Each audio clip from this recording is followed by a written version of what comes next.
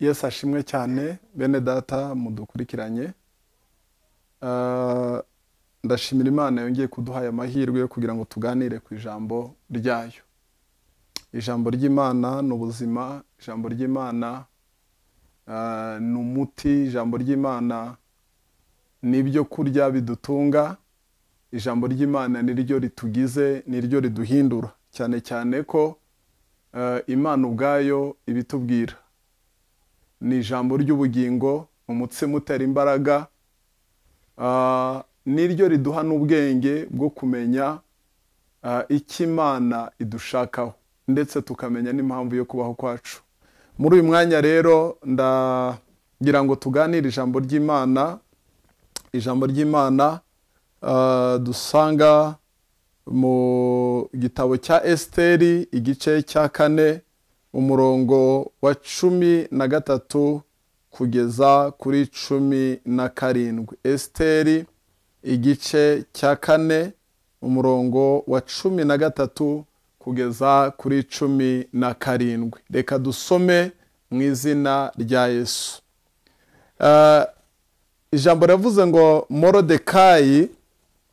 Morodekayi nawe arabatuma asubiza Esiteri ati, we kwibwira yuko ari wowe wenyine uzakira mu Bayuda bose kuko uri mu nzu y'umwami, kuko niwicecekera rwose muri iki gihe nta kizabuza Abayuda gutabarwa bakoroherwa biturutse ku bandi, ariko wowe n'ab'inzu ya so bazarimbuka. Aharaho icyakwimitse ngo ube umwamikazi ni ukugira ngo ugire akamaro mu gihe gisa n'iki. Nuko Esiteri atuma kuri Morodekayi aramusubiza ati, genda uteranye Abayuda bari i Shushani bose, mwiyirize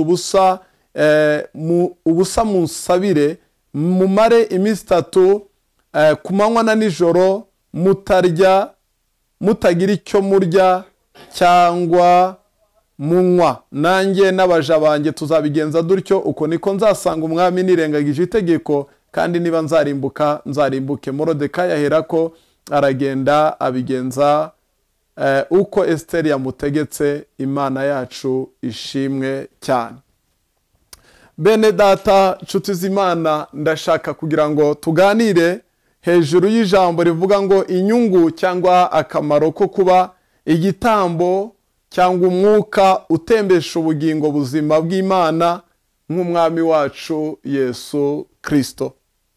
Iyo ugiye kureba mu gitabo cy'Abafilipi igice cya 2 uhereye ku murongo wa 6, Bibiliya itwereka neza uburyo umwami wacu Yesu Kristo yabigenje. Cyane cyane mwibuke ko turimo tureba uburyo twatembesha ubuzima cyangwa ubugingo bw'Imana nk'umwami wacu Yesu Kristo. Bibiliya iratubwiye ngo nubwo uyu Yesu yari Imana, yabonye ko guhana n'Imana atari ikintu cyo kugundira, yisiga ubusa, aramanuka, aza kubambwa ku musaraba. Rero ijambo dusomye mu gitabo cya Esiteri mu gice cyawo cya 4, iyi ni inkuru ya Hamani, uburyo yashatse kwica Abayuda, ndetse kandi arabiharanira, abigeraho, abibonera uburenganzira kugira ngo abashe kubarimbura. Bibiliya, ijambo ry'Imana rigaragaza neza icyo yapfaga na Morodekayi. Bapfaga iki? Bapfaga ko Morodekayi atigeze yemera kubaho uko Hamani yashakaga. Hamani yashakaga ko amuramya, kandi ijambo ry'Imana yavuga ngo uzaramya Uwiteka Imana yawe wenyine, yonyine.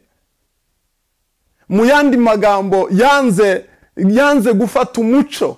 Mwibuke yari mu Bakaludaya batazi Imana. Ndagira ngo mbabwire, iyi si turimo, Satani arashaka kudukoresha icyo tutaremewe, abadayimoni barashaka kudukoresha icyo tutaremewe, sosiyete turimo, inshuti zacu, abantu tugendana, abanyapolitike bo muri iyi si. Ariko abamenye Imana bagomba kumenya impamvu yo kubaho kwabo bakayiharanira. Kandi mwibuke, ndimo ndavuga ku nyungu cyangwa akamaro ko kuba igitambo, umwuka utembesha ubugingo buzima bw'Imana nk'umwami wacu Yesu Kristo. Umwami wacu Yesu Kristo yabigenje ate? Nshuti z'Imana, iyo turebye ijambo ry'Imana mu gitabo cy'Abafilipi igice cya 2 uhereye ku murongo wa 6, Bibiliya tubwira ngo nubwo yari Imana afite akamero k'Imana, yabonye ko guhana n'Imana atari ikintu cyo kugundirwa, yisiga ubusa, aramanuka, araganduka, ngo ndetse ntiyanga no gupfa urupfu rwo ku musaraba. Ariko ibi byose yabikoze kubera iki? Yabikoze kugira ngo asohoze icyo Imana ishaka, kubera ko gifite umumaro. Ndagira ngo nkubwire, nshake kukwereka mu ncamake gutembesha ubuzima, gutembesha ubugingo bw'Imana, gutembesha ubuzima bw'Imana ese niki? Mwibuke, nukuba igisubizo. Imana yaturemeye kuba igisubizo. Imana yaturemeye kuba igisubizo muri bene data. Imana yakuremeye kuba umugisha. Imana yakuremeye kuba uw'umumaro.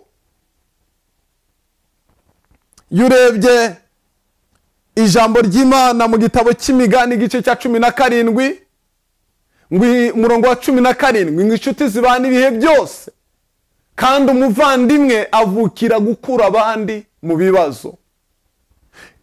Icyo Imana yakuremeye, yandemeye, ni ukugira ngo tube igisubizo ku bandi, abantu babona umugisha ku bandi. Ariko kandi ngira ngo nkwibutse, kuba igisubizo, kubera abandi umugisha, kubera abandi umumaro, ibyo abantu bose barabikora.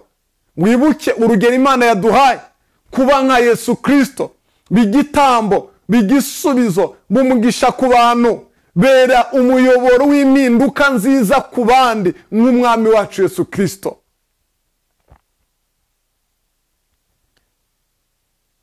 Kubera iki Imana idusaba kuba igitambo nk'umwami wacu Yesu Kristo, cyangwa kuba igisubizo, kuba isoko y'umugisha nk'umwami wacu Yesu Kristo ku bandi?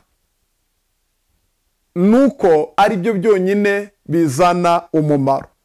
Reka mbereke, abo mu isi yo badufasha, imfashanyo baduha, ibyiza batugirira birangirana no kwifuza k'umubiri. Ushobora gukena umuntu akaguha amafaranga, birarangirana n'umubiri. Urarya, urambara, urivuza. Iyo umuntu akuguriye mituweli, birangirana n'umubiri. Yewe n'umuntu akubakiye inzu, nashaka guhe n'imodoka, ibyo nibiza kurangiza kwifuza k'umubiri. Ariko ngira ngo mbibutse, Yesu ntago yaje kurangiza ibibazo by'umubiri gusa.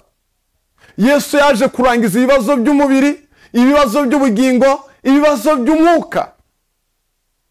Mu gitabo cya Yohana igice cya 10 umurongo w'10, haratubwira ngo umujura ntazanwa n'ikindi kiretse kwiba, kwica no kurimbura.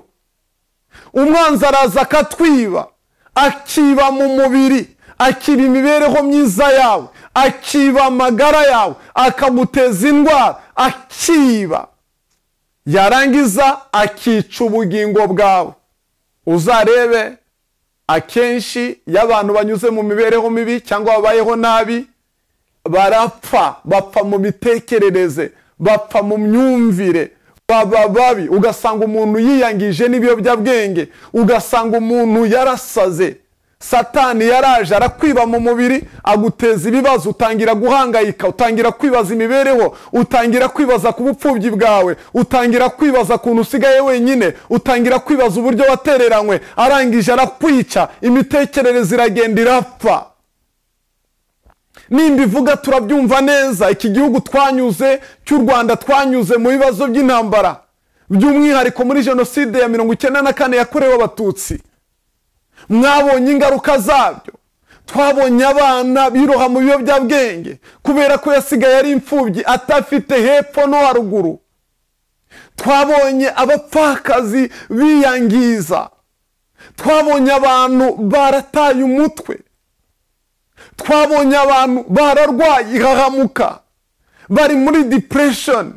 Abandi bari mu gahinda gasaza, agahinda gakomeye, mu bwigunge bukomeye.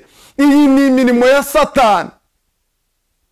Abandi baragenda baba pagani bwimbi. Mu yandi magambo, abatandukanya n'Imana.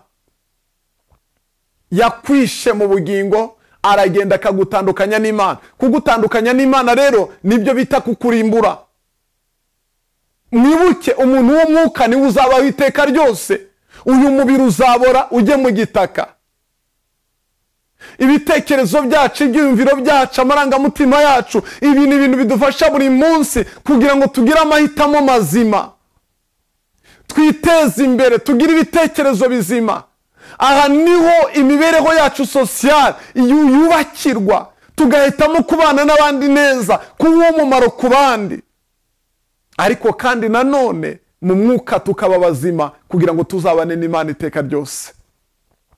Rero impamvu Imana idusaba gutembesha ubuzima nk'umwami wacu Yesu Kristo, nshatse gusobanura ibi ngibi narinjira mu nyungu neza, kuko utamenya ibi ntabwo ushobora gusingiriza inyungu.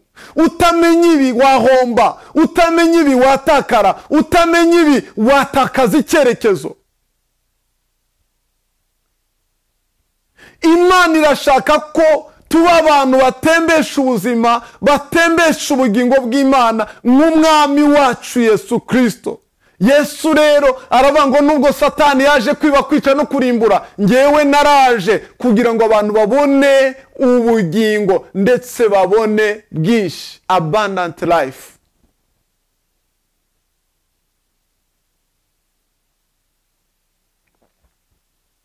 Yesu ashimwe cyane. Ndagira ngo tubyumve.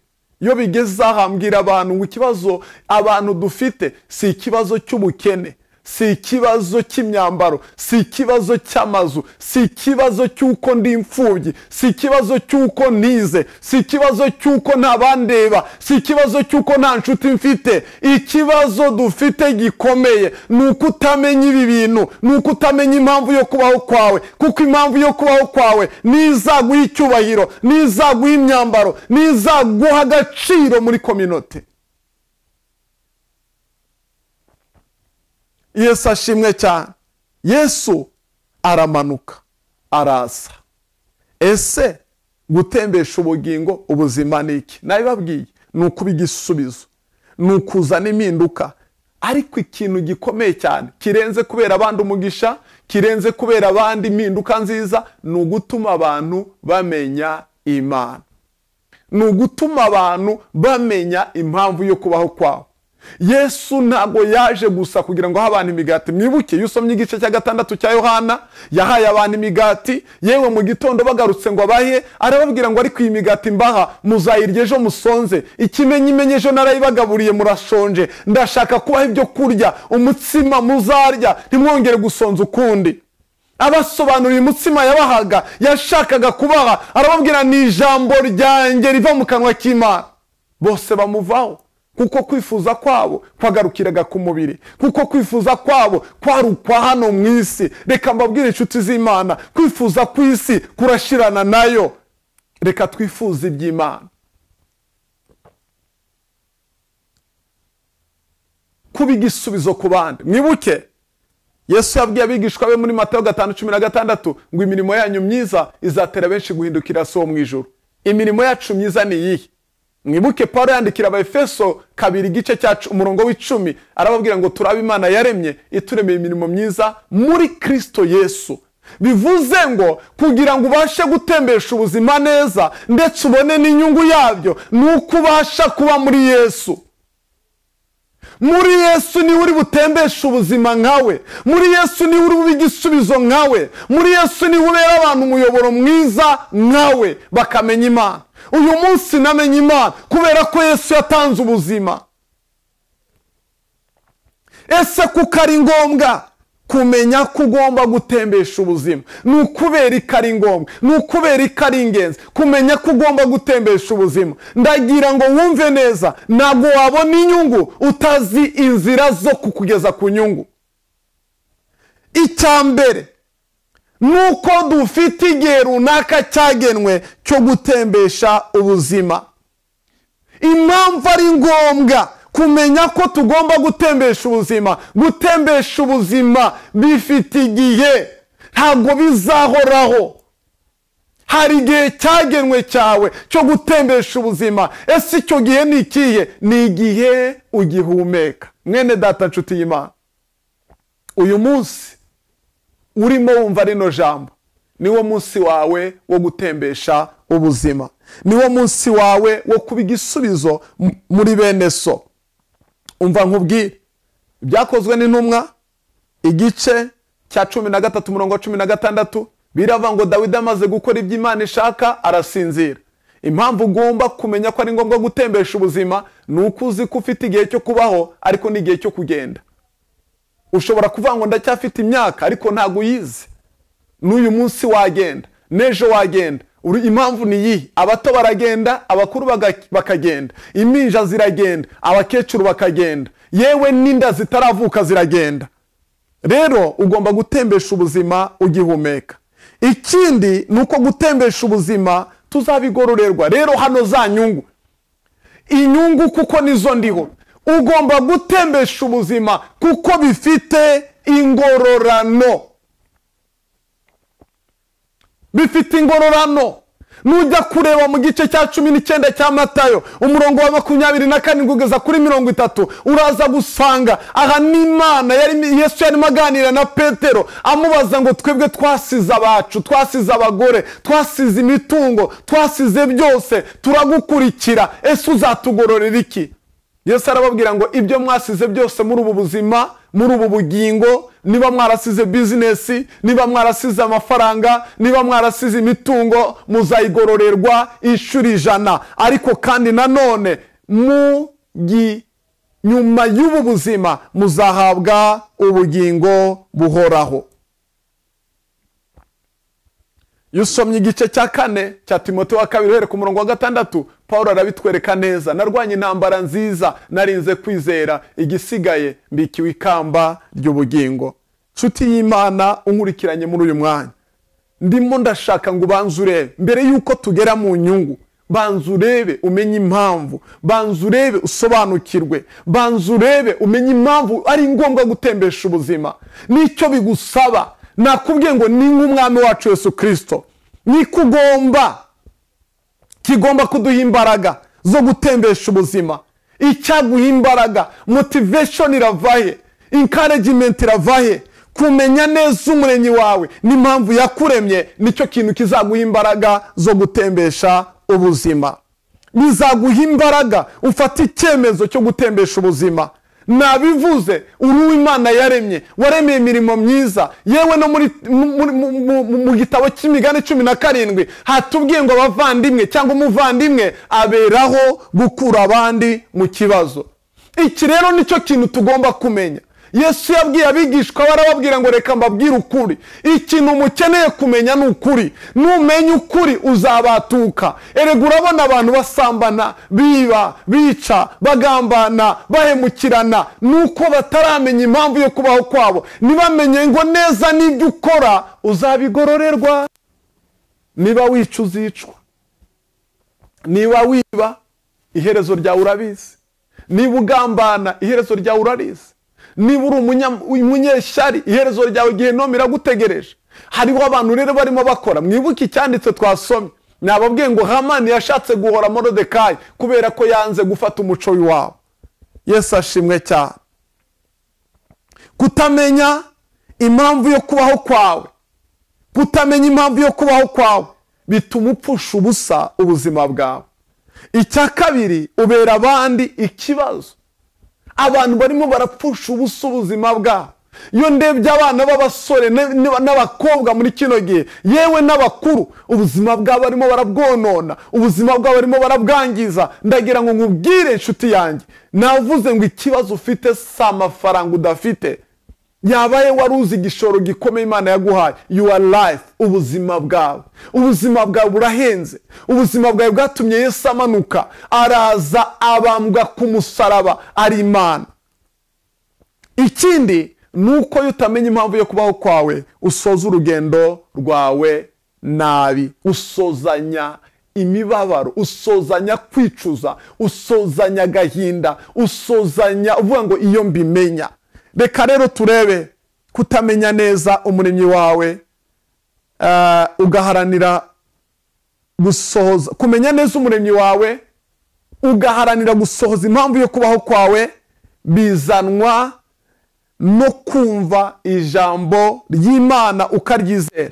Bene data nshuti z'Imana, impamvu tuvuga ngo dukunda ijambo ry'Imana ni iki? Ijambo ry'Imana riri mu ubwiru bw'impamvu yo kubaho kwacu. Niba udakunda ijambo ry'Imana, ntabwo uzigera umenya icyo Imana yahishe abatamwubaha, ntabwo uzigera umenya icyo Imana ibikiye abayikunda. Reka dukunde ijambo ry'Imana. Ese turashaka inyungu zo gutembesha ubuzima? Dukunde ijambo ry'Imana, turyizere, turyumvire, niryo riri mu muhamagaro wacu wo gutembesha ubuzima, wo kuba igisubizo, kandi Imana ikazatugororera.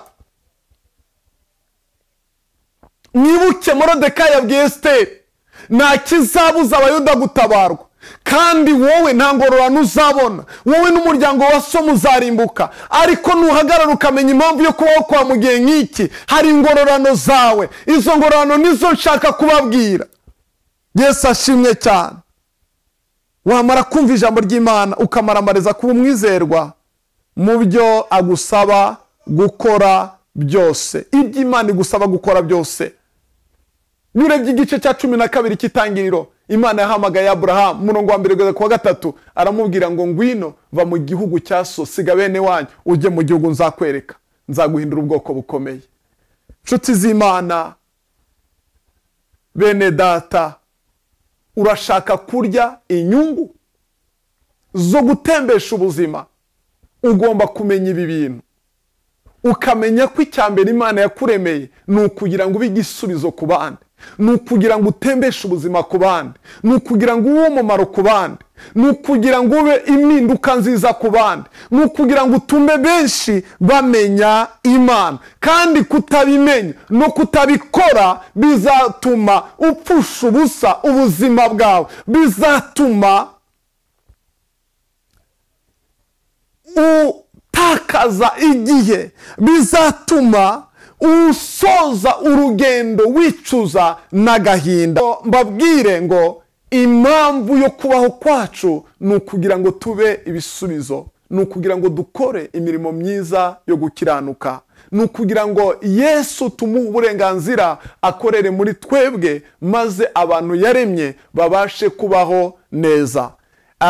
Ubutaha ndaza kubabwira rero ku nyungu zo gutembesha ubuzima. Nanze kuzibabwira ntarabereka neza igituma ugomba guharanira gutembesha ubuzima. Imana ibaho umugisha. Reka dusenge Imana.